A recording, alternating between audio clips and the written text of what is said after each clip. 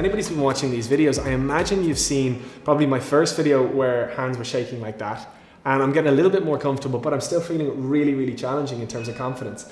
And you're a guy that literally works with people in terms of their building up their confidence. So it's always easy, I suppose, to ask a question in a personal sense, but I think so many people can take so much from any kind of confidence hacks you might have to share. Yeah. So what would you recommend for somebody just looking to build up their overall confidence? The starting point is I'm the furthest thing from what you would picture as poster boy for confidence, like naturally. I'm an introvert, I'm shy, I'm petrified when I did public speaking for the first 20 times. I did 100 in a year. I did 100 free talks in a year to get used to public speaking. That was my strategy to overcome that fear. Wow. So I'm not went in the TV, I was petrified.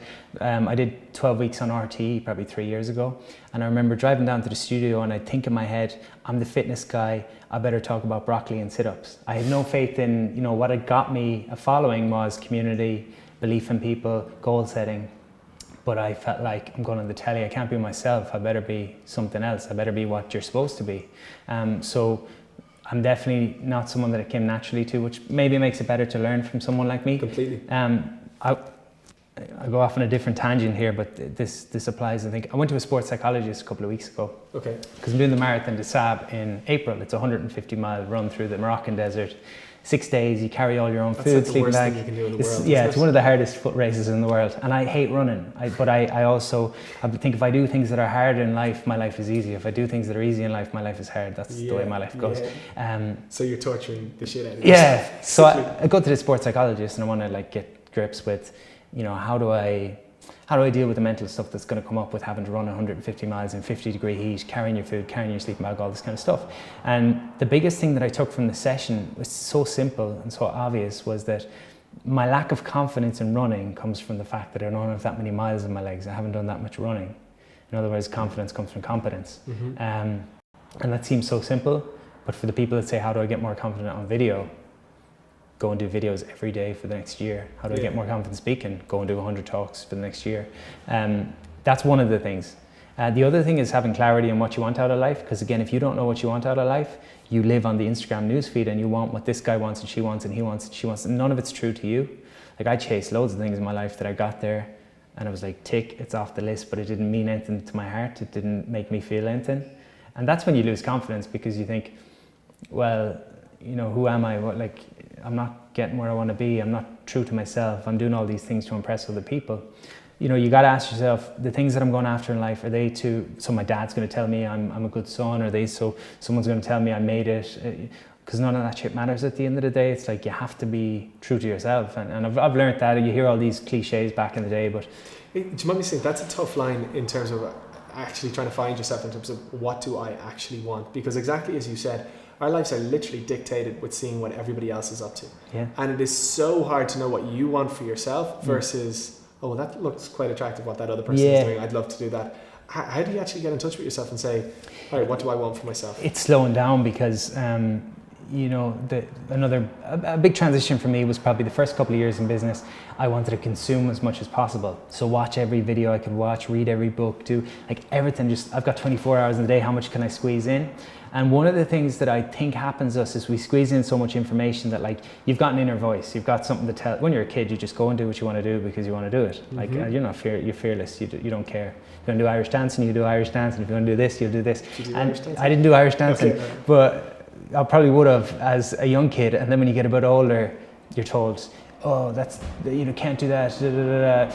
You start hearing these voices and you start to repress the things that you want to do. Yeah.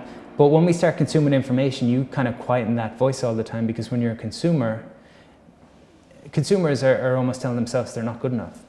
Like if I need to read 100 books to tell me how to live, part of that is saying, well, the voice that's in me doesn't know anything, so I might as well read more and more and more. So I think there's a balance there. So my balance was I had pushed down all this thing with more information, and I started taking out a journal and writing. So rather than pushing more in, it was kind of like see what comes out. Yeah. And that's where the clarity piece starts from. That's where figuring out what you want. Like you don't have to know exactly what you want, but if you get a journal for the next, if someone was willing to do this, and 99% of people won't do this, get a journal, and for the next 30 days, take 30 minutes a day to write about your life in different areas. Write about your 3 happiest days in recent memory and figure out what are the commonalities. Yeah. So one of the things I found, I was chasing more and more and more and more money. I looked at my 3 happiest days. It was time with friends, jumping off the local pier, and traveling. There was simple things there. I didn't need to be chasing more money. I had it there already, what I needed, you know.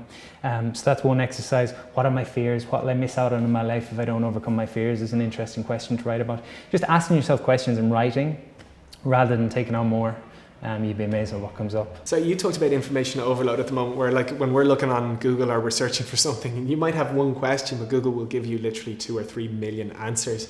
That's so punishing. But it's, you know, like this is your area, this is your expertise, and it's just so reinforcing or so nice to hear that actually the answers are so simple. You know, the last 5 years, you're looking at what, 365 days a year, so 1,500 days. I've done 3 things every day for my business for the last 5 years, so that's like 5,000 things or something I've done for my business.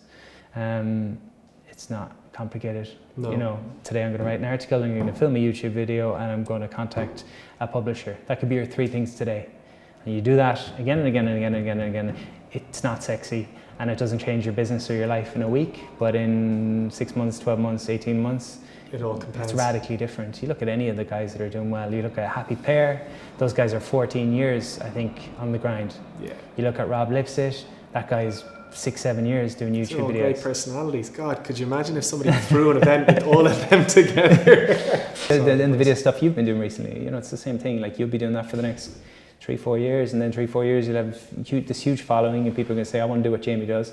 But there's very few that are going to go and start doing the videos and doing them and doing them and doing them and doing them. And not that many people watch them at first, and you know, all this kind of stuff. But it's, if you enjoy what you're doing, you're going to stick with it, and you're going to... It was funny for me realizing that, like, you know, initially speaking, I wanted those videos to be beautiful, and so in working with the team and putting them together, I wouldn't publish them until they were right. And it was, I wasn't learning anything, and then I went to publish, and I'd say after I went live, like, I learned more within that first week than I did in the previous 2 months of prepping. But it was a very frustrating lesson to learn, that I had to put myself out there and I had to be shit to learn to get good, if that makes sense. But I completely appreciate that in wanting to do this kind of content and wanting to do it really, really well. I have to appreciate that I'm going to be crap initially. But if I keep with it and consistently work on it, ultimately those results will compound, and in a year's, 2 years, 3 years time, then it'll be really, really cool. But I think so many people starting off, they look at the likes of a Gary Vaynerchuk and they go, oh, I want to be like him. And then a week later, they're all depressed because they're like, oh, I'm not like him. It's like the results just don't come in a week. You've got like your comfort zone, and they talk about jumping outside your comfort zone. It doesn't need to be a jump. It just needs to be, how do I expand my comfort zone a little bit today? How do I expand it a little bit today? How do I expand it a little bit today? And just keep going like that. And always asking the question, how can I be a little bit more uncomfortable today than I was yesterday? Because again, if you do what is easy in life, life will be hard. If you do what is hard, life will be easy.